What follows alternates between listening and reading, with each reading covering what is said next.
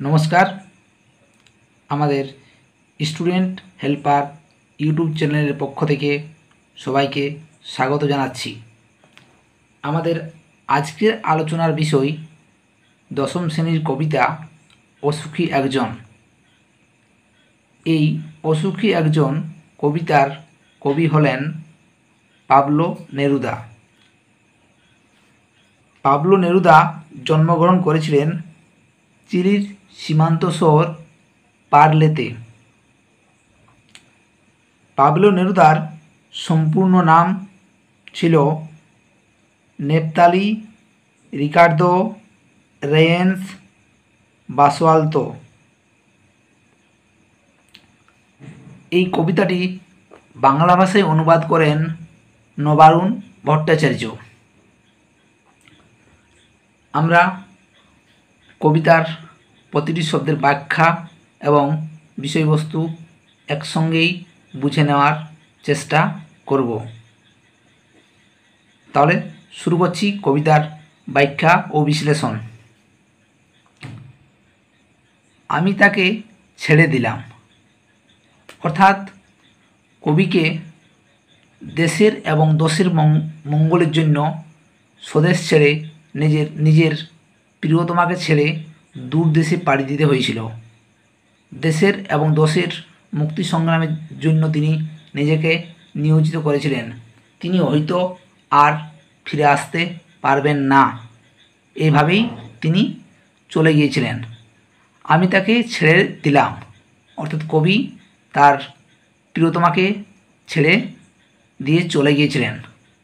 অপেক্ষায় দাঁড় করিয়ে রেখে দরজায়, অর্থাৎ সেই মেয়েটি বা কবির প্রিয়তমা কবির অপেক্ষায় দরজায় দাঁড়িয়েছিল। সেই মেয়েটির মনে আশা ছিল যে হয়তো কবি একসময় ফিরে আসবেন। আমি চলে গেলাম দূর দূরে, অর্থাৎ কবি বলছেন আমি চলে গেলাম দূর দূরে, অর্থাৎ কবি অনেক দূরে চলে গেলেন। সেই অনেক দূরে চলে যাওয়ার প্রসঙ্গটিকে বোঝানোর জন্যই এখানে 3টে ডটের ব্যবহার করেছেন কবি। সে জানতো না আমি আর কখনো ফিরে আসবো না, অর্থাৎ কবি যে আর কখনো ফিরে আসবেন না এ কথা তার প্রিয়তমা জানতেন না, যে প্রিয়তমা তার অপেক্ষায় দাঁড়িয়ে রয়েছে দরজায়। সে মেয়েটি জানতো না যে কবি আর ফিরে আসবে না। একটা কুকুর চলে গেল, অর্থাৎ একটা কুকুর চলে গেল মানে একটা দিন পার হয়ে গেল। হেঁটে গেল গির্জার এক নান। হেঁটে গেল গির্জার এক নান। গির্জাতে সপ্তাহে একদিন মানে রবিবার সভা বসে। তো সেই সপ্তাহে একটা দিনই নান পেরিয়ে যাই, হেঁটে যাই, অর্থাৎ এই লাইনটির মধ্য দিয়ে কবি বলতে চেয়েছেন যে একটা সপ্তাহ কেটে গেল। একটা কুকুর চলে গেল মানে হচ্ছে একটা দিন পেরিয়ে গেল। হেঁটে গেল গির্জার এক নান, অর্থাৎ একটা সপ্তাহ পেরিয়ে গেল। আর একটা সপ্তাহ দেখো এখানে বলেই দিয়েছে একটা সপ্তাহ, আর একটা বছর কেটে গেল, অর্থাৎ মুহূর্তগুলো কেটে যাচ্ছে, দিন মাস বছর সব কেটে গেল। বৃষ্টিতে ধুয়ে দিল আমার পায়ের দাগ, অর্থাৎ যে পথ দিয়ে কবি হেঁটে গিয়েছিলেন সেই পথে কবির পায়ের দাগ পড়েছিল। সেই পায়ের দাগগুলো ধুয়ে মুছে গেল। কীভাবে গেল না বৃষ্টিতে, অর্থাৎ আরও অনেক দিন পেরিয়ে গেল।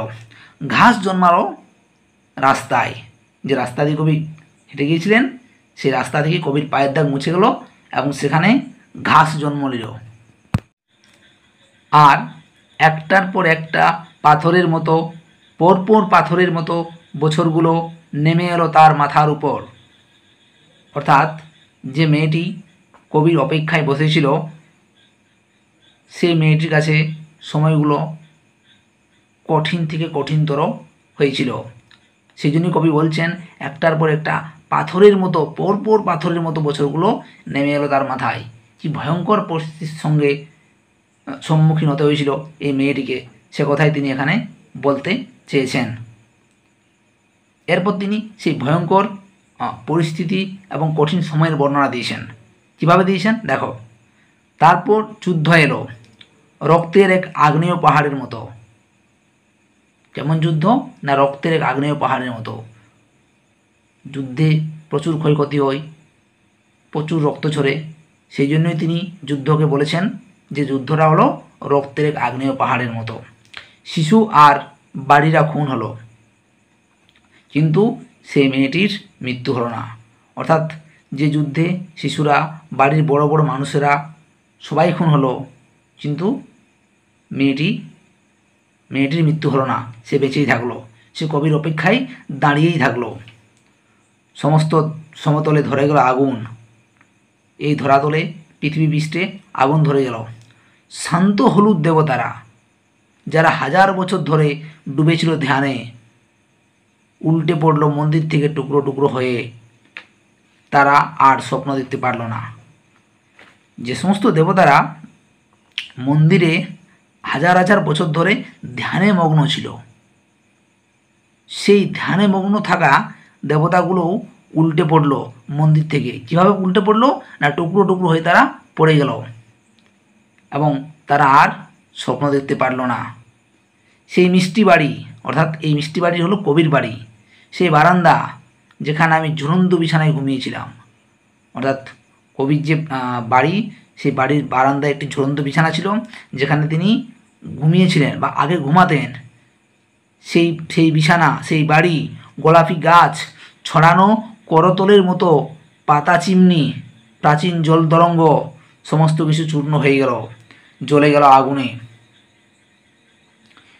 যেখানে ছিল শহর, সেখানে ছড়িয়ে রইল কাঠকয়লা, অর্থাৎ শহরের ধ্বংসাবশেষ ছবিটি এখানে কবি ফুটিয়ে তুলতে চেয়েছেন। শহর ধ্বংস হয়ে গেল। দমড়ানো লোহা, মৃত পাথরের মূর্তির বিভৎস মাথা, চারদিকে দমড়ানো লোহা, মৃত পাথরের মূর্তির মতো বিভৎস মাথা, রক্তের একটা কালো দাগ, আর সেই মেয়েটি আমার অপেক্ষায়। অর্থাৎ এইরকম ভয়ঙ্কর পরিস্থিতির পরেও সেই মেয়েটি কবির অপেক্ষায় দাঁড়িয়েছিল।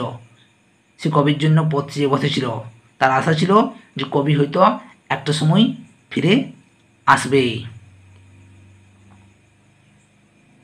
ব্যাস, নমস্কার। কবিতার আলোচনা আমরা এখানেই শেষ করলাম।